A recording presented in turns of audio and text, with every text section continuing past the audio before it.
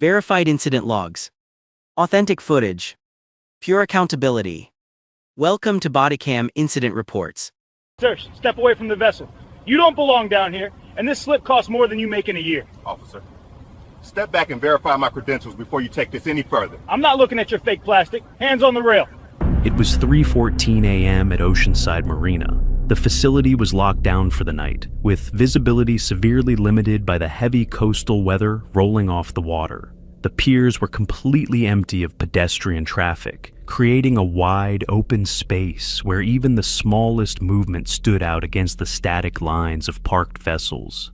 Sounds traveled clearly across the open basin, making every footstep on the wood or shift of weight echo out into the dark harbor, carrying cleanly across the open water without interference. This was a gated deep-water facility. Entry required a coded key card, and security maintained a logged roster of every vessel present. At the far north end of the property sat a small brick outpost leased to the local police department, guaranteeing a constant patrol presence on the docks after midnight. Before we watch this Marine patrol officer throw his entire career into the ocean over a visual profile, hit that like and subscribe button, and let me know in the comments, what city are you watching from today? Kendrick Lang stood quietly at the very end of Pier C, right beside Slip 44. He was dressed in a plain navy windbreaker, dark athletic joggers, and a pair of running shoes. Holding his smartphone in his right hand, he crouched slightly, running his left hand along the heavy braided rope securing the dark-hulled cruiser to check the tension, then stood back up to look over the dark water. He tucked his phone into his jacket pocket and stepped back from the edge of the slip. He remained standing squarely on the wooden planks, his hands visible and empty at his sides. He didn't move toward the boat's cabin or look into the windows. His focus was fixed entirely on the quiet sway of the hull against the incoming tide. 200 yards away, Officer Powell was 3 hours into his graveyard shift for the Marine unit. He was cruising down the paved access road in an electric patrol cart. He drove past the main security checkpoint without checking the night's gate log or speaking to the guard on duty, keeping his eyes fixed straight ahead on the narrow pathways between the piers. As the cart turned onto Pier C, Powell saw a man in a dark hoodie standing right at the edge of Slip 44. Powell didn't pick up his radio to run a check. He didn't query the slip number on his terminal. He immediately pressed his foot down hard on the cart's accelerator, increasing his speed and steering the vehicle in a direct, straight line down the pier without slowing down. When he was 30 feet away, Powell slapped the dashboard console, activating the cart's high-beam tactical spotlight. The concentrated pillar of white light hit Kendrick squarely in the chest and face, forcing him to immediately step back and squint as the intense glare completely washed out his line of sight, turning the dock into a blind white void. Kendrick didn't run. He simply raised his left hand to shield his eyes from the light, keeping his right hand clearly visible at his side. He looked calmly into the blinding center of the spotlight. "Step away from the edge," Powell barked through the cart's external PA system. The electronic distortion made his voice sound jagged and highly aggressive. "Do it right now!" Kendrick lowered his left hand, turning his body fully toward the approaching patrol cart, so there was no ambiguity in his posture. "I'm checking the lines," he replied, his baritone voice carrying cleanly over the sound of the water. Powell killed the cart's electric motor and stepped out onto the teak wood, leaving the blinding spotlight engaged. As Powell walked down the wooden dock, he kept his right hand resting heavily on the grip of his holstered sidearm. He didn't unbuckle the retention strap, but he kept his palm pressed firmly against the weapon as he closed the remaining distance. "I didn't ask what you were doing," Powell stated, his boots thudding heavily against the wood. He stopped 10 feet away. "Public access ended 3 miles down the coast. You don't belong down here." Kendrick didn't raise his voice to match the officer's hostility. He didn't take a defensive step backward. "I'm aware of where the public beach is, officer," Kendrick said, his tone entirely level. "I have a slip here." Powell let out a short, harsh breath. He leaned his head slightly to the side, his eyes scanning from the unbranded windbreaker down to the worn athletic joggers and running shoes. He took in the lack of a visible key lanyard and the basic athletic wear, staring silently at the man standing in front of him.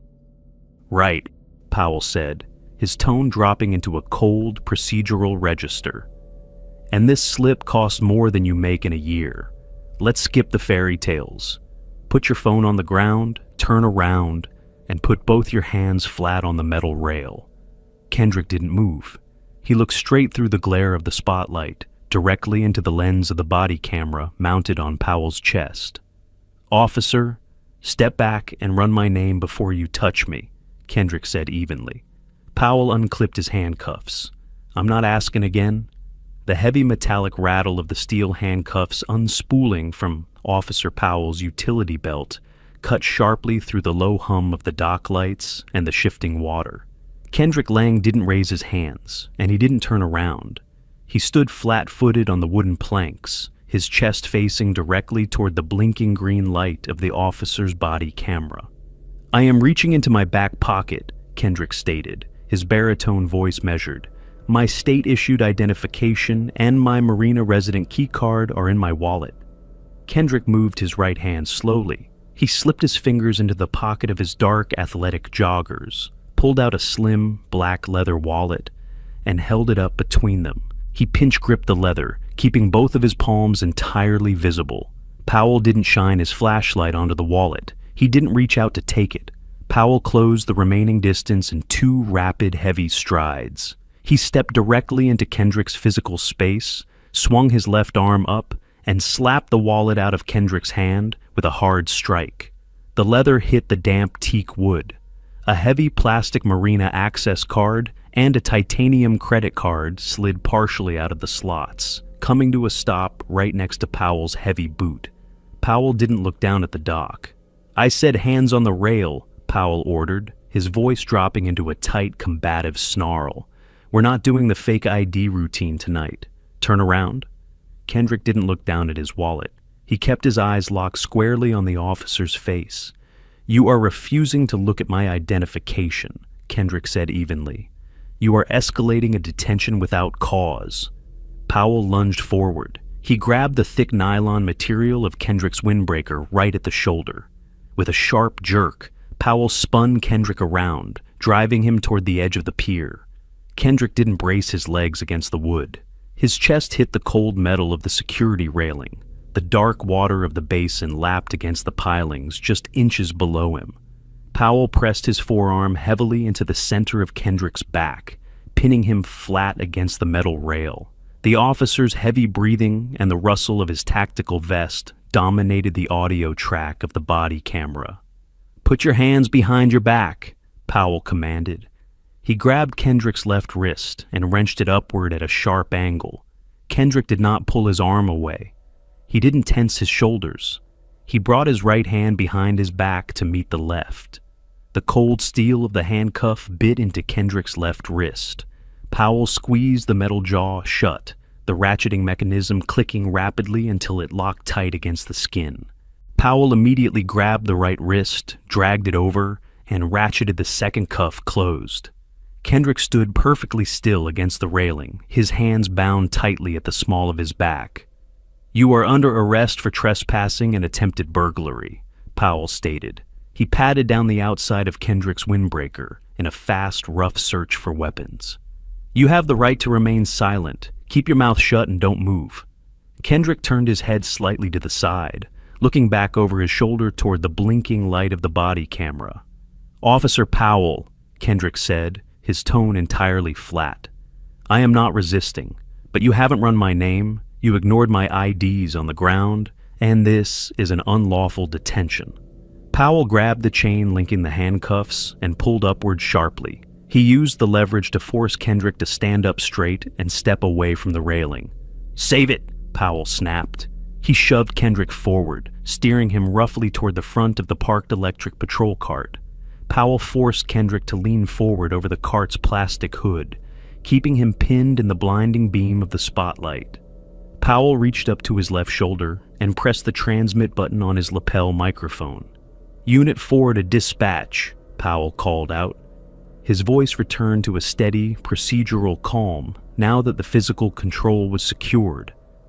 "I have one in custody at Pier C, Slip 44, Code 4, suspect apprehended attempting to access a vessel in the VIP basin.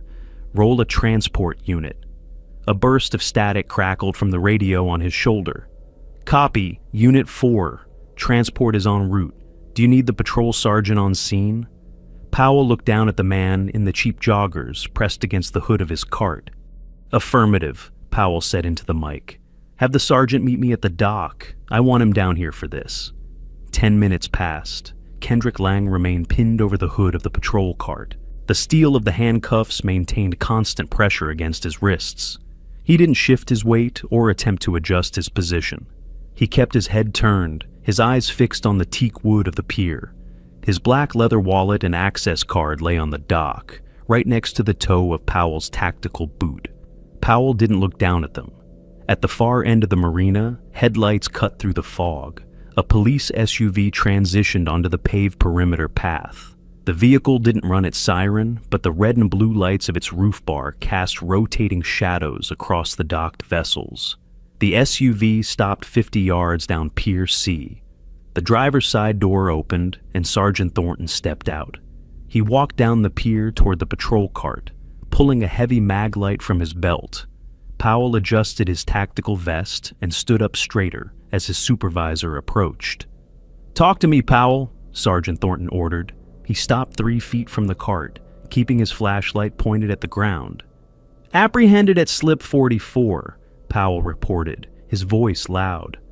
"I observed the suspect at the edge of the slip. He refused to provide ID, became uncooperative, and claimed he owned the boat. He fits the description of the guys hitting the south docks for electronics. I placed him in custody." Kendrick didn't interrupt the report. He remained still against the hood of the cart. Sergeant Thornton nodded. He stepped closer to the cart, raised his mag light, and clicked it on. The beam of light swept up from the wooden planks and settled squarely on Kendrick's face. Kendrick looked directly into the center of the beam. The silence on the dock stretched. Thornton didn't ask Kendrick for his name. He didn't ask for his version of events. Thornton's hand dropped sharply to his side, aiming the heavy beam of the maglite down at the wooden planks. The color drained from the veteran officer's face. He stared at Kendrick, recognizing him immediately. "Powell," Sergeant Thornton said. His voice came out thin and tight. "Yes, Sarge," Powell replied, looking between his supervisor and the man on the cart. "Take the cuffs off," Thornton ordered. Powell's hand rested on his duty belt. "Sarge, he hasn't been searched yet. He was standing right on the edge." "Powell," Thornton barked. He stepped into Powell's physical space, pointing a finger directly at the handcuffs. "Take the cuffs off him right now. Get them off." Powell froze. He looked at Thornton's face, then down at the cuffs. Moving slowly, Powell unclipped the universal key from his belt. He stepped behind Kendrick, inserted the key, and turned it. The mechanism released with a sharp metallic click. He unlocked the left cuff and stepped back. Kendrick stood up slowly, bringing his arms to his front. He turned his gaze directly to Sergeant Thornton. "Sergeant," Kendrick said, his voice cold and steady. "Mr. Lang," Thornton replied. "My wallet is on the dock," Kendrick stated. He pointed a finger at the teak wood near Powell's boot. "Your officer struck it out of my hand when I attempted to identify myself. Pick it up." Thornton bent down. He picked up the leather wallet and the access cards, stood up, and held them out. Kendrick took the wallet. "Officer Powell's body camera is recording. Secure that footage. Do not let him touch the device." Thornton turned to Powell. "Keep your hands away from that camera," he ordered. Powell stood completely still. "Sarge, what is going on? He was—" "Shut your mouth, Powell," Thornton snapped. He turned back to Kendrick.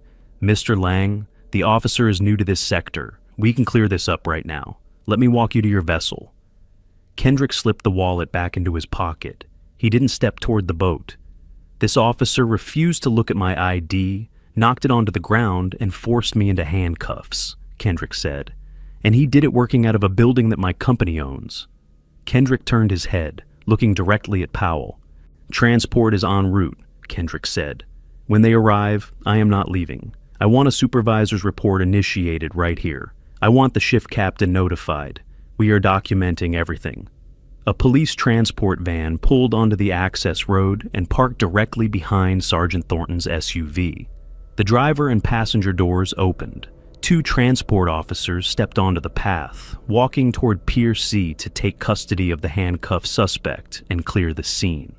Before the transport officers reached the cart, a small utility cart with an amber light bar turned onto the pier. A marina security supervisor stepped out onto the wood. The transport officers stopped at the edge of the dock. They looked at the scene. Kendrick Lang was standing freely on the teak wood, his hands empty at his sides. Officer Powell was standing rigidly near the front of the cart, entirely silent. Sergeant Thornton turned toward the transport officers. He raised a flat hand. "Stand by at your vehicle," Thornton ordered. The lead transport officer stopped. "Sarge, dispatch coded this as a priority transport. Do you need us to clear the call?" "Clear the call," Thornton stated. "I have the scene."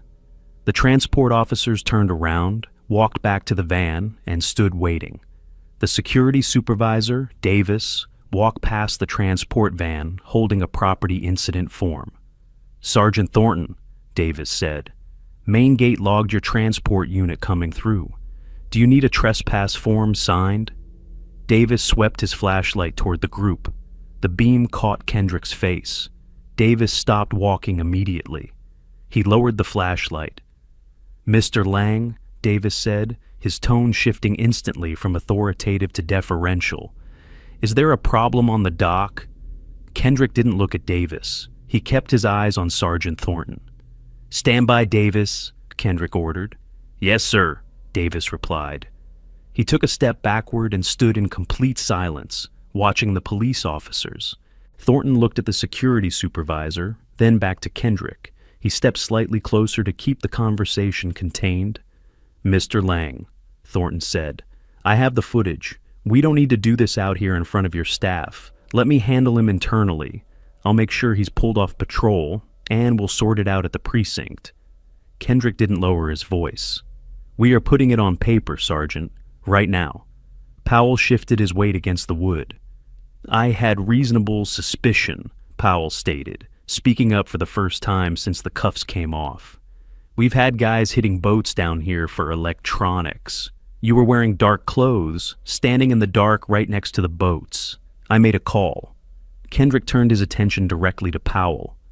"You did not ask for my name," Kendrick said. "You did not ask my purpose on the dock. You struck my hands, you ignored my physical ID, and you applied handcuffs. Give me your badge number." Powell's jaw tightened. He looked at Thornton for backup. Thornton kept his eyes fixed entirely on Kendrick. "Give him the number, Powell," Thornton said. "Badge number 4409, Powell stated. Kendrick pulled his smartphone from his pocket. He tapped the screen, typed the number in, and put the phone away. He looked at Thornton. "Write the report," Kendrick ordered. Thornton reached into his vest, pulled out an incident pad, and clicked his pen. He stepped over to the electric patrol cart, using the flat hood to write. Kendrick dictated the sequence of events without pausing, laying out the timeline in a steady, unbroken stream of facts. He gave the exact time of the approach, stating that Powell drove the cart down the pier and activated a high-beam spotlight without clearing the stop with the main gate. He moved straight into the refusal to review credentials, the physical strike to his hand, and the immediate application of the handcuffs while his state ID and marina card sat ignored on the dock. He closed the statement by ensuring the record reflected that the officer bypassed all basic verification and forced an arrest strictly based on a judgment about his clothing. Thornton wrote down the statement line by line. He signed the bottom of the page and tore the yellow carbon copy from the binding. He handed it over. Kendrick took the paper. He folded it once and placed it into his pocket. He looked at Thornton, then turned slightly to include the security supervisor in the instruction. "Davis," Kendrick said. "Yes, Mr. Lang," Davis answered. "The brick facility at the north end of this basin," Kendrick stated. "The police department leases it. That lease is officially terminated." Thornton stood completely still on the wood. Kendrick turned his focus back to the sergeant. "You have until 8 o'clock tomorrow to get your patrol carts, your equipment, and your personnel out of my structure. You will clear the building completely." Kendrick turned back to the security guard. "Davis, at 8 o'clock, you lock down the north gate and deactivate their key cards. If they try to bring carts or personnel inside after 8 o'clock, treat them like any other trespasser and call the state troopers." "Understood, sir," Davis said. Kendrick didn't wait for a response from the police. He turned around and walked down Pier C toward the main access gate, leaving Sergeant Thornton and Officer Powell standing next to the electric cart, flanked by their own transport van and the marina's private security. By 6:30 a.m., 3 moving trucks were parked at the north end of the basin. The brick marine outpost was being systematically stripped. 6 officers were moving back and forth between the building and the trucks. They hauled out file boxes, dismantled the dispatch radios, and unbolted the heavy steel weapons racks from the interior walls. Sergeant Thornton stood near the loading ramp. He held a clipboard, marking off the desktop computers and server drives as they were loaded into the back of the vehicles. He didn't speak to the officers carrying the equipment. 2 patrol officers walked past him, carrying the metal door of the temporary holding cell. 20 feet away, Davis stood perfectly still, with his hands clasped behind his back. He did not offer to help, and he did not issue any orders. He held a digital tablet, documenting the license plate of every police vehicle that entered the perimeter. At 7:45 a.m., 2 tow trucks arrived. The electric patrol carts were driven up the ramps and secured. At 7:56 a.m., Sergeant Thornton walked out of the front door of the outpost, carrying a single plastic crate. He walked over to Davis and handed him a ring of brass keys. "The interior is clear," Thornton stated. Davis took the keys. He walked to the main entrance, closed the heavy door, and pulled the handle to ensure the latch caught. He stepped over to the security keypad and typed in the override code. The key cards issued to the police department were immediately deactivated. At 8 a.m., the trucks pulled out of Oceanside Marina. Davis marked the departure time on his tablet and locked the main gate behind them. At 11 a.m., Officer Powell sat in a conference room inside the precinct headquarters. He was not wearing his uniform. His hands rested flat on the table. Across from him sat 2 internal affairs detectives and a union representative. There was a laptop closed in the center of the table. The lead detective opened a manila folder. He pulled out the handwritten incident report from the dock. "Officer Powell," the detective said, "your verbal report to the transport officers indicated you detained a suspect for attempted burglary. You stated the suspect refused to identify himself and was uncooperative." Powell looked at the union rep. The rep gave a slight nod. "Yes, sir," Powell said. "He was uncooperative. I secured him for my own safety." The detective didn't write the statement down. He reached out and opened the laptop. He turned the screen toward Powell and pressed the space bar. The room was completely quiet except for the audio playing from the laptop speakers. It was the raw footage from Powell's body camera. The detectives did not ask Powell to explain his actions again. They simply let the footage run. The video showed the glare of the spotlight. It recorded Kendrick Lang calmly offering his identification. It captured Powell's hand swinging upward, knocking the wallet and the access cards onto the dock. It captured Powell explicitly stating he would not look at the ID before turning the man around and ratcheting the handcuffs onto his wrists. The footage played through to the arrival of Sergeant Thornton and the dictation of the report. The video ended. The screen went black. Powell stared at the black screen.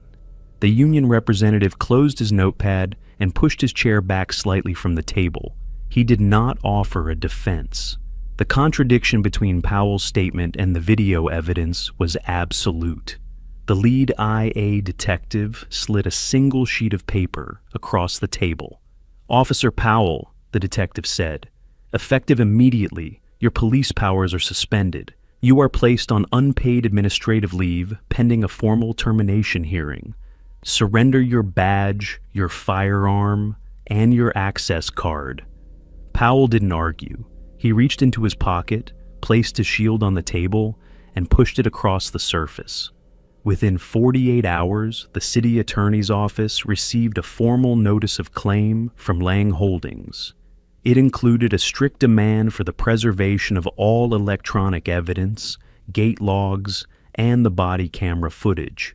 It also demanded the immediate public release of the body cam video under the state's public records law. The city's risk management board convened an emergency session that afternoon.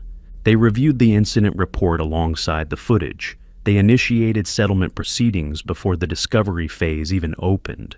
3 weeks later, the claim was settled out of court. Lang directed the entire sum to an independent legal defense fund dedicated to fighting unlawful detentions.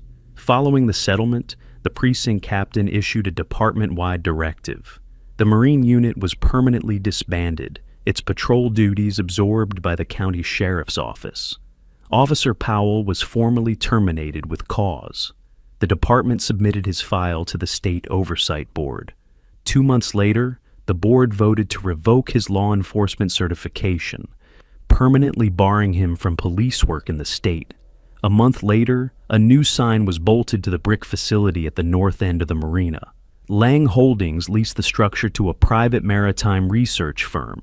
Kendrick Lang's cruiser remained moored at Slip 44. That's all for today's breakdown. If you want to see more cases where body cam footage exposes the truth, hit that subscribe button, turn on notifications, and leave a comment below, letting us know how you think this department handled the fallout. Stay safe out there, and we'll see you in the next video. The incident review concludes here. To support continued transparency, kindly like and subscribe. We appreciate you watching Bodycam Incident Reports.